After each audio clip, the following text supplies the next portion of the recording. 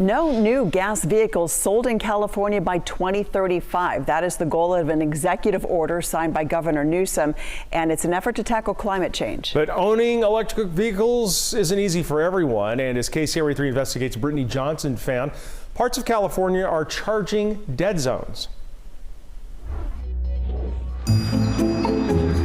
I did let the neighbors know downstairs what I was doing. It's not the charging station you've seen in parking lots or garages. Luckily, have a outside outlet here, so I had a very long outdoor extension cord, and I would heave it over here. But for Rebecca Lucky, it was the only way to get power to her electric vehicle.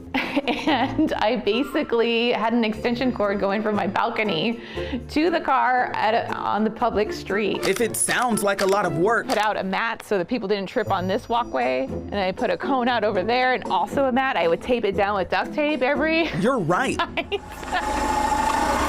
But for some Californians who live in apartments, this is the reality of EV ownership. I did it for about 6 months until I was told I couldn't do it anymore.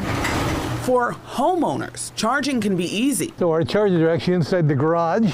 It's good for the environment. And for some, it's also good for the budget.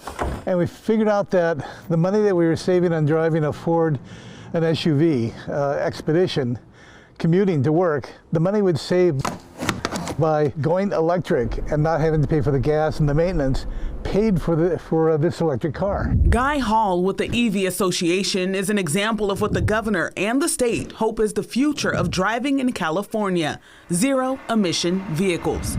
Hall has 2 chargers in the garage, and the cars know to charge at midnight when electricity is at its cheapest. The challenge now, making ownership easy for more Californians. Here's what charging looks like in Sacramento, Midtown, East Sacramento, Oak Park. Areas with mid to low income residents, apartments, and more are virtual charging dead zones. There's a pretty steep climb ahead of us in terms of how many chargers to get out there. Clean, prosperous, zero carbon future for all. That's the mission of the Rocky Mountain Institute. California, in a lot of ways, has led the way in charging infrastructure deployment. So getting them out there has been happening, but not quite as fast as we need it to. A 2017 report from RMI found California had nearly 300,000 electric vehicles on the road in 2017, averaging 27 cars per regular charger. But getting more people to buy into the EV market will require both cheaper cars and quicker charging. And in 2017, there were 196 cars per fast charger. That need is a focus for federal officials. We asked the U.S. Energy Secretary, what is the plan for improving access in low-income and high-population areas? We want to make sure these charging stations are everywhere.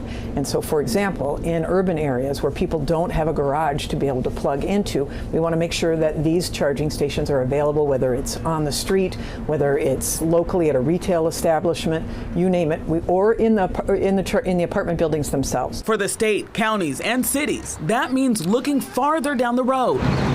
They're trying to meet their climate action goals. I'm trying to meet mine, but it just isn't quite working. To make sure there are enough chargers for drivers still on the fence. But, if you're looking to get me into a car tomorrow, I need at-home charging today. In Sacramento, Brittany Johnson, KCRA 3 News.